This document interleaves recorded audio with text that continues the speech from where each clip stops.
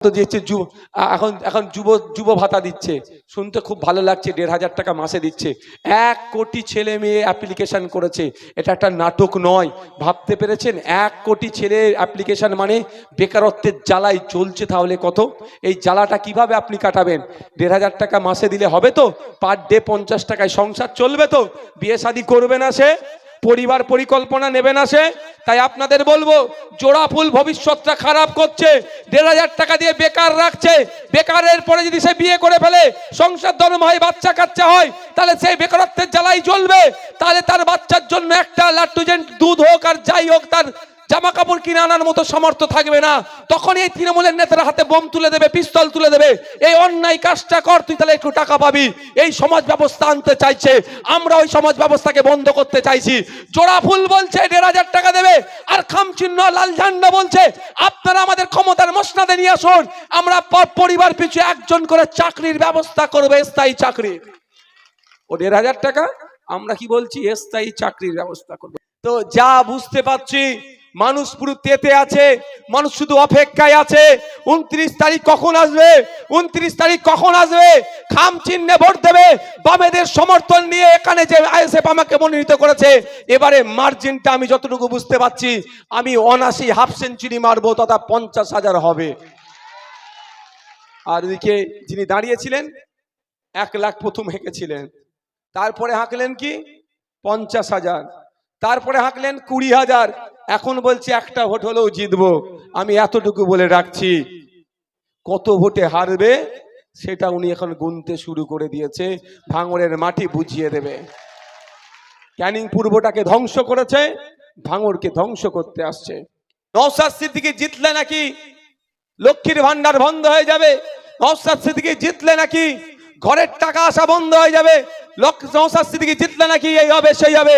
একটা তথ্য দিয়ে বলছি আপনাদের, আমি যে ভোটে জেতার পরে দুয়ারে দুয়ারে গিয়েছিলাম না, সেখানে আদিবাসী দলিত হিন্দু মুসলমান নির্বিশেষে মায়েদের সাথে বাপেদের সাথে কথা বলে জানতে পেরেছিলাম, অনেকে প্রকৃত বিধবা ভাতা পাওয়ার যোগ্য তারা পাচ্ছে না, বার্ধক্য ভাতা পাওয়ার যোগ্য তারা পাচ্ছে না। আমি বিধানসভায় গিয়ে মাননীয় মন্ত্রীর দৃষ্টি আকর্ষণ করেছিলাম, তথ্য তুলে দেখুন, তখন যতটা না বার্ধক্য ভাতা বিধবা ভাতা পেত, ভাঙড়ে তার এখন কয়েক লাখ বেশি মানুষ পাচ্ছে, কয়েক হাজার বেশি মানুষ পাচ্ছে, কয়েক হাজার বেশি মানুষ পাচ্ছে, বাড়ছে, কমছে না। এগুলো শুধু ভয় দেখানো হচ্ছে। কারা ভয় দেখাচ্ছে? যাদেরকে আপনারা ভোটে জিতিয়ে সদস্য বানিয়েছেন, তাই না? এবার একবার আপনারা ভোটে হারান, ভয় দেখানোটা বন্ধ হয়ে যাবে, বাঘ ছিল বিড়াল হয়ে যাবে। তাই আপনাদের বলবো, সজাগ সতর্ক থাকতে হবে। আমার এখানে যারা দলিত আদিবাসী মুসলিম সমাজের মায়েরা আছেন, আমি আপনাদের কাছে একটা প্রশ্ন ছুড়ে দিতে চাই। বাপেরা আছেন, আজকে বাড়ি যাবেন, ডিনার করার পরে আপনার বাড়ির ছেলে মেয়েগুলোকে ডাকবেন। এই যে বলছি না লক্ষ্মীর ভান্ডার, এই লক্ষ্মীর ভান্ডার নিয়ে বলছি ১২০০-১,৫০০ টাকা মাসে পান। যে হাতে মমতা ব্যানার্জি ১২০০-১,৫০০ টাকা আপনার বাড়ির মহিলাদেরকে দিচ্ছে, ওই হাতেই মমতা ব্যানার্জি আপনার বাড়ির ছোট ছোট শিশুর ভবিষ্যৎগুলো ধ্বংস করে দিচ্ছে। তার প্রমাণ আমি দিয়ে যাবো এখানে। আজকে বাড়ি যাবেন, বাড়ি গিয়ে 3-4 বাচ্চাকে ডাকবেন। 3 থেকে 4 উঠেছে, 3 থেকে 4 উঠেছে, 3 অঙ্কের বইটা নেবেন, পেনটা খাতাটা তুলে দিয়ে বলবেন, ক্লাস 3 অঙ্কের অনুশীলন 1-এর অঙ্কটা করতে বলবেন। খোঁজ নিয়ে একটু দেখে নেবেন, 100টা বাচ্চাকে চেক করলে 90টা বাচ্চা ফেল করবে। চলে যান বাড়িতে, আজকে যখন বাড়ি যাবেন 5-6 এর বাচ্চা, তাই বইটা খাতাটা পেনটা দেন, তাকে বলেন তোর নাম, তোর বাবার নাম, তোর মায়ের নাম, স্কুল কোন ক্লাসে পড়িস, রোল নাম্বার এতটুকু ইংলিশে লিখে দে। 100টা বাচ্চাকে ট্রাই করলে 90টা বাচ্চা ফেল করবে। কিন্তু আমি প্রশ্ন করছি, ওই সন্তানগুলো কারা? কাদের ক্ষতি হচ্ছে? এই দলিতের সন্তান, আদিবাসীর সন্তান, পিছিয়ে বর্গের হিন্দুর সন্তান, গরিবের সন্তান, মুসলমান পিছিয়ে বর্গের যাদের আছে তাদের সন্তান। কিন্তু তাদের মায়েদেরকে মমতা ব্যানার্জি নিয়মিত ১,৫০০ টাকা বা ১২০০ টাকা করে মাসে দিচ্ছে। একটু ভুলিয়ে রাখছে, আপনারা ভুলবেন না। যে হাতে মমতা ব্যানার্জি আপনাকে মাসে 1500 টাকা দিচ্ছে, 1200 টাকা দিচ্ছে, ওই হাতেই কিন্তু আপনার ছেলের ভবিষ্যৎটা ধ্বংস করছে। আজকে কম্পিটিশনে আসতে পারবে না, কারণ বড় লোকের ছেলে, উচ্চবিত্ত যারা আছেন, যাদের টাকা পয়সা আছে, তাদের ছেলেরা প্রাইভেট স্কুলে পড়বে, আর আপনার ছেলে সরকারি স্কুলে যাচ্ছে, সেখানে শিক্ষা পাচ্ছে না। সে না নামের বানানটা লিখতে পারছে, না অঙ্ক করতে পারছে, না ইতিহাস জানতে পারছে, না ভূগোল জানতে পারছে, কারণ স্কুলে টিচার নাই। যে একটা দুটো টিচার দিয়ে যে মিড ডে মিলের প্রেজেন্ট করছে, মিড ডে মিল দেখছে, সেই প্রেজেন্ট করছে, সেই তালা খুলছে, সেই ঘন্টা লাগাচ্ছে, সে পড়াবে আর কখন? তাই সুতরাং আপনার ছেলেদের ভবিষ্যৎগুলো ধ্বংস করে দিয়েছে, আপনাকে আমাকে মজিয়ে রেখেছে, 1500 টাকা মাসে পাচ্ছি। তাই মায়েদের বলবো, আমি লক্ষ্মী ভান্ডারের বিরোধী নয়, কিন্তু প্রশ্ন তুলতে হবে, আগে 1500 1200 পরে হবে, আগে স্কুলে শিক্ষক দিতে হবে। দেখবেন এর উত্তর দেবে না এরা। আপনি একটা ক্রাম বোর্ড চাইবেন, আপনি একটা টিভি চাইবেন, আপনি একটা মাচা করবেন, যা চাইবেন শাসক দলের নেতারা সব দিয়ে দেবে, কিন্তু আপনার এখানে প্রাইমারি স্কুলে দুটো টিচার দরকার, চকের দরকার, ডাস্টারের দরকার, টেবিলের দরকার, চেয়ারের দরকার, বলবেন এগুলো দিতে, বলবেন দেখছি দেখছি। ওরা এখন উত্তর দেবে দেখছি দেখছি, কারণ ওরা কোনোদিন চাইবে না গরিবের সন্তান, সে দলিত হতে পারে, আদিবাসী হতে পারে, হিন্দু হতে পারে, মুসলমান হতে পারে, তাদের ছেলেরা উচ্চ শিক্ষায় শিক্ষিত হয়ে যাক। যদি গরিবের ছেলেরা উচ্চ শিক্ষায় শিক্ষিত হয়ে যায়, তাহলে শাসক দলের হয়ে লাঠিয়াল বাহিনী কে থাকবে? শাসক দলের হয়ে বুথ দখল করবে কে? মারামারি করবে কে? খুনোখুনি করবে কে? তাই ইচ্ছাকৃতভাবে প্ল্যানিং করে আপনাদের হাতে 1500 টাকা 1200 টাকা তুলে দিচ্ছে, আপনার ছেলেদের ভবিষ্যৎগুলোকে ধ্বংস করে দিচ্ছে। আর এটা বলাটাই হচ্ছে আমার অপরাধ হয়ে যাচ্ছে। সেই জন্য নওশাদ সিদ্দিকী আটকা, ও তো আমাদের পোল খুলে দিচ্ছে। বুঝতে পারছেন কি বলছে? কেন অপরাধ? আমিও বিরোধী বিধায়ক, শুভেন্দু অধিকারীও বিরোধী বিধায়ক। শুভেন্দু অধিকারী তো রাত দিন এমন কথা বলছে, হিন্দু মুসলমানের মধ্যে লড়াই লেগে যাবে। আমার মুখে একটা ওই ধরনের কথা জীবনে শুনেছে? আমার রাজনীতি 5 বছরের রাজনীতি জীবনে একটা শব্দ কেউ বলতে পারবে কোনো জাত নিয়ে, কোনো ধর্ম নিয়ে, কোনো বর্ণ নিয়ে বৈষম্যমূলক কথা বলতে পারবে না? পারবো না। আমি জীবনে দুটো জিনিস করতে পারবো না। করবো অনেক কিছু ইচ্ছা আছে, করতে পারবো না। মধ্যে দুটো জিনিস হচ্ছে, প্রথম কথা, আমি এই ধর্ম নিয়ে বৈষম্য করতে পারবো না, ধর্ম নিয়ে ভেদাভেদ করতে পারবো না। আর দ্বিতীয় কথা হচ্ছে, আমি দুর্নীতি করতে পারবো না। আমি জোর গলায় বলে যাচ্ছি, বাকি যা পারবো যতটুকু পারবো করবো। লড়াইটা কোন জায়গায় বুঝতে হবে, কেন আমাকে আটকাচ্ছে। একদিকে খামচিহ্ন আছে, অন্যদিকে জোড়া ফুল। জোড়া ফুল কি বলছে?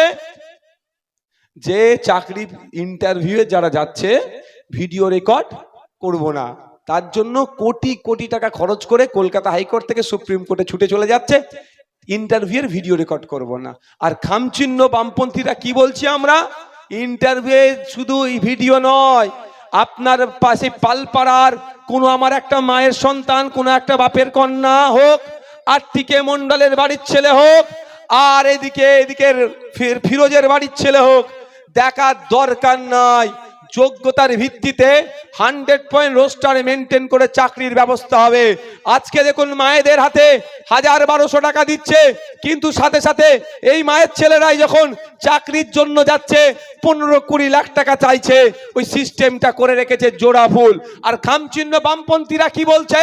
15-20 লাখ লাগবে না, ফর্ম ফিল আপ করতে যতটুকু টাকা লাগবে ওই টাকা দিয়ে চাকরির ফুল্লি ব্যবস্থা হবে, 1 টাকাও মধ্যিখানে লাগবে না, এবং স্বচ্ছতার সাথে নিয়োগ হবে।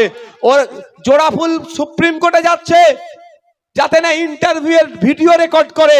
আর আমরা বলছি সুপ্রিম কোর্ট যেতে লাগবে না, আমাদেরকে ক্ষমতার মসনাদে নিয়ে আসুন, বাংলা পরিচালনার দায়িত্ব দিন।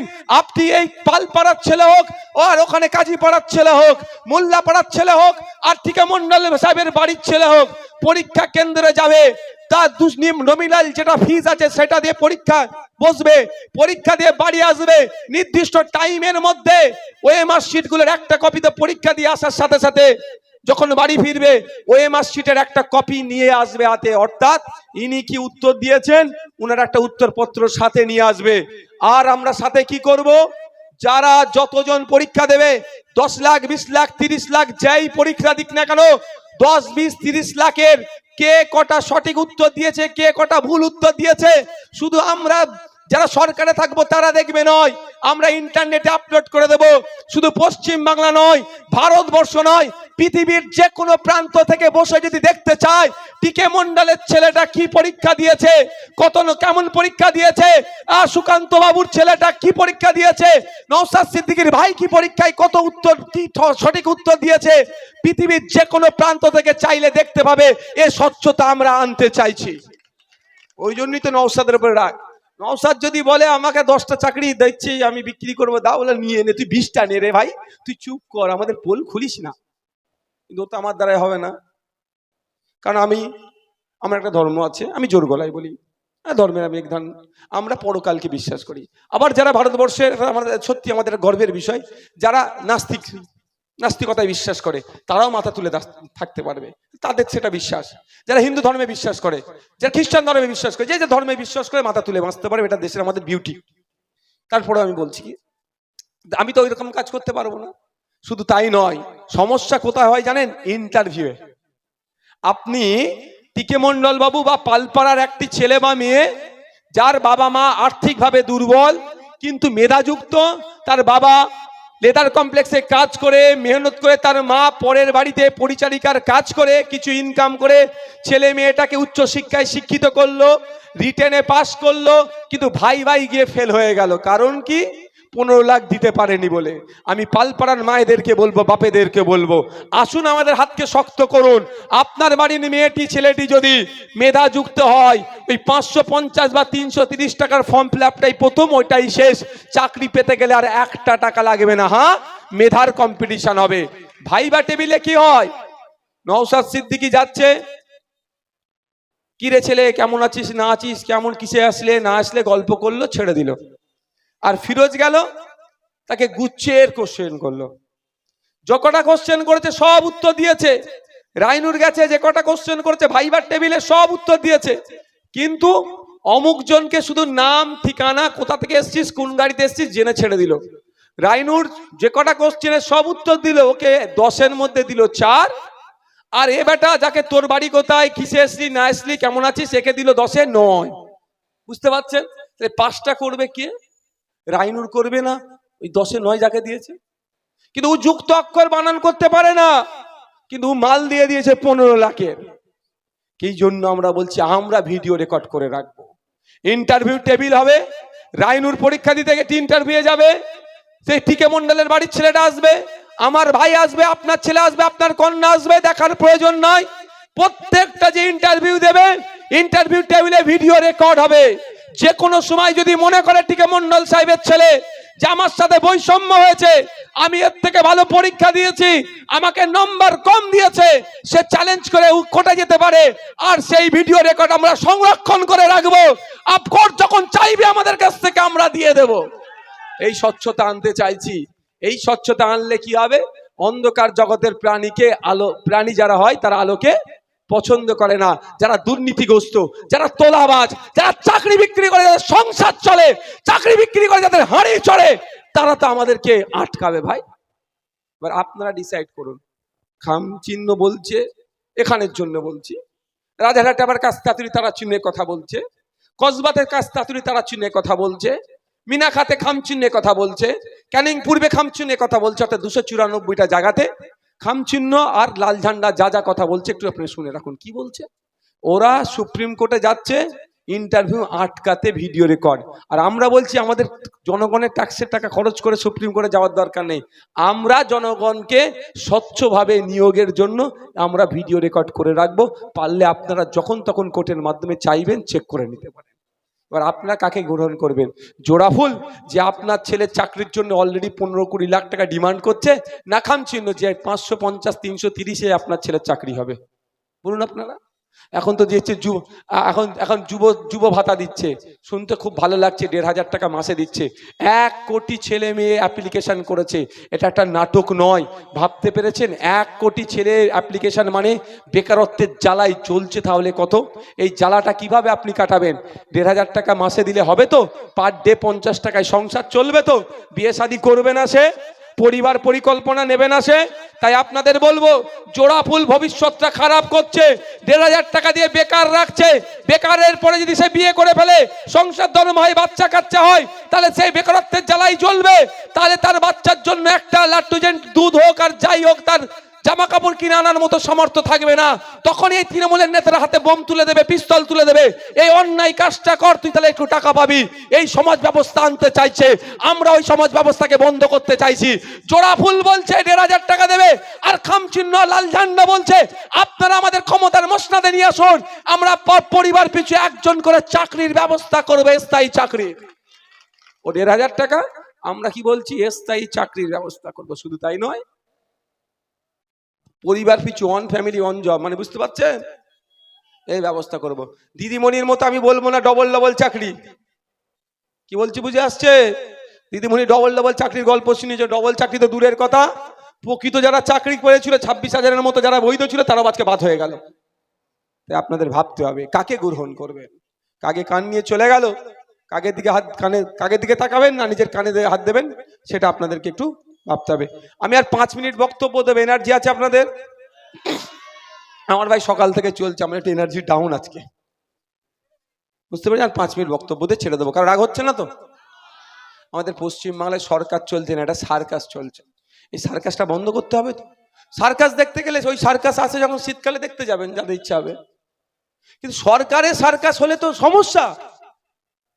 সরকারে যদি সার্কাস চলে সমস্যা নয়, যে সমস্যার সম্মুখীন আমরা হচ্ছি। এর থেকে পরিত্রাণ পেতে গেলে প্রকৃত সরকার তৈরি করতে হবে। কেমন সার্কাস চলছে 3টে বিষয় বলে ছেড়ে দেবো। প্রথম বিষয়, এসসি রিজার্ভেশনের নামে পশ্চিমবাংলা সরকার আমার আদি দলিত ভাইদের উপরে বৈষম্য হচ্ছে। 100 জন চাকরির মধ্যে 22 জন দলিত হওয়ার কথা, প্রকৃতরা পাচ্ছে না, ফেক সার্টিফিকেট বানিয়ে দলিতদের চাকরি কেড়ে নিচ্ছে। আদিবাসী 100 জনের মধ্যে 6 জনের, 100 জন চাকরির মধ্যে 6% সংরক্ষণ হচ্ছে আদিবাসীদের জন্য। আপনি শুনলে হাসবেন, বলে না দুধে পানি মেশাই, এই সরকার পানিতে দুধ মিশাচ্ছে, মানে ভয়ঙ্কর দুর্নীতি হচ্ছে। কেমন ভাবে হচ্ছে? পশ্চিমবাংলায় 80 লাখ আদিবাসী আছে, আর 1.5 কোটি সার্টিফিকেট ইস্যু হয়ে গেছে। 70 লক্ষ কোথা থেকে আসলো? নন আদিবাসীরা আদিবাসী সেজে আদিবাসীদের অধিকার কেড়ে নিচ্ছে। আর আমরা বলছি আপনারা আমাদেরকে ক্ষমতায় নিয়ে আসুন। 6 মাস টাইম যাবে, 6 মাস টাইম যাবে না, উইদিন 6 মান্থ আমরা কমিশন বসাবো। যত দলিত দলিত সেজে দলিত হিন্দুদের অধিকারকে এতদিন করে কামিয়ে খাচ্ছিল, কথা দিয়ে যাচ্ছি আমরা ওই সমস্ত সার্টিফিকেট গুলো খুঁজে বার করে, যেখানেই থাকুক না কেন, কবরে থাকুক আর শ্মশানে থাকুক, খুঁজে বার করে ওটাকে জ্বালিয়ে দেবো, পুড়িয়ে দেবো, ওটাকে ডিলিট করে দেবো আমরা 6 মাসের মধ্যে।